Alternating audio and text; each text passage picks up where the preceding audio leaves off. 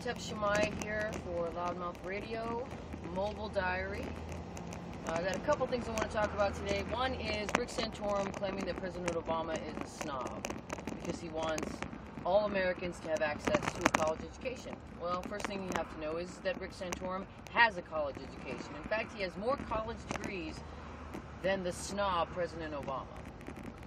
He has a business degree, a master's degree, and a law degree. So not only is Santorum a hypocrite, but he's also a lawyer.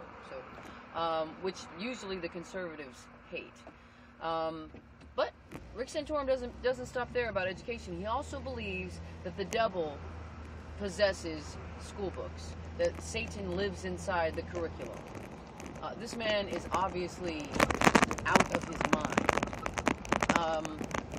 And shouldn't be taken seriously. I mean, he is a theocrat, which means that he believes in a religious-based government. He said that he doesn't support the separation of church and state. In fact, listening to a John F. Kennedy speech, who was a Catholic, as is Rick Santorum, speaking about the separation of church and state, Rick Santorum said when he heard that speech by John F. Kennedy that it made him want to throw up. Really? Well, saying your name, Santorum, makes me want to throw up. So, the other thing I want to talk about is Rush Limbaugh, the dung beetle, bloated colostomy bag, Rush Limbaugh, who said yesterday on his show that a woman who testified before some sort of congressional panel on women's reproductive rights and birth control, that she was a prostitute because she wanted the insurance companies to pay for her birth control, and that one of her friends was denied birth control even though she had a note from her doctor who said that the birth control would help fight ovarian cysts. The insurance company said no, we're not going to do that. We're going to deny you because you want it for birth control, which makes you a slut, which makes you a whore, which falls in line with what Rush Limbaugh said, that women are prostitutes who use birth control. Meanwhile, he gets caught at an airport carrying, a suitcase full of Viagra on an all-male trip.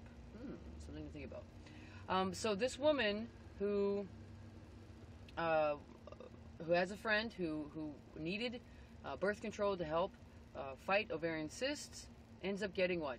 An ovarian cyst. And guess what, everybody? She's gay. So she didn't need birth control for contraception. She needed it for health care purposes, and the insurance company said they knew better than her doctor, so they denied her coverage.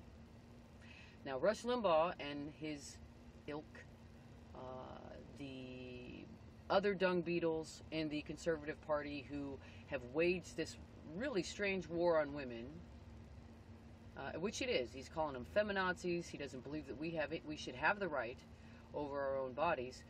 What do you call a woman, or what do they call women who don't use birth control? You call them unwed mothers. And what are they? They are harlots and scourges of culture and society.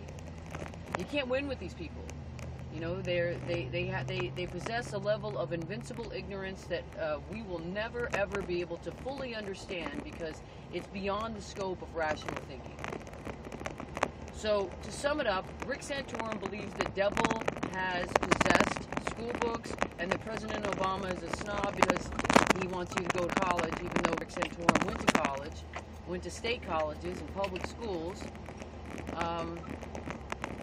and has more degrees than President Obama, as does Mitt Romney, by the way.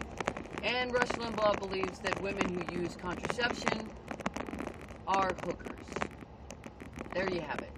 The Conservative Party of the 21st century, ladies and gentlemen. It's hysterical. But now it's time for us, as righteous-thinking degenerates and outcasts, to stand up against this rising horde, this swelling tide of intolerance and bigotry and ignorance, and vote these scumbags out and exterminate them from the landscape of our political sphere. I mean, this is just absurd. We can do it. We're the most passionate, most intelligent group of folks that I've ever encountered, and if we can focus those fiery abilities towards a certain event, then we can accomplish anything. And let's do it this year. Come together, loudmouth. Let's do it.